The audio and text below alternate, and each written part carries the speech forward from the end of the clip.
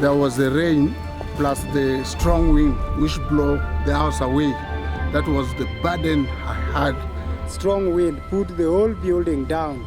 So right now they are trying to put some temporary structure to help them. They all enter here. Biro karwo kanisa eni pikare malash man wabiro katemo kite ma kanisa eni washobugere ni shungu kodo. So right now we are praying under the tree. The church meets under the mango trees. This is where they are fellowshipping. What is the mango? Everybody testify, you are good.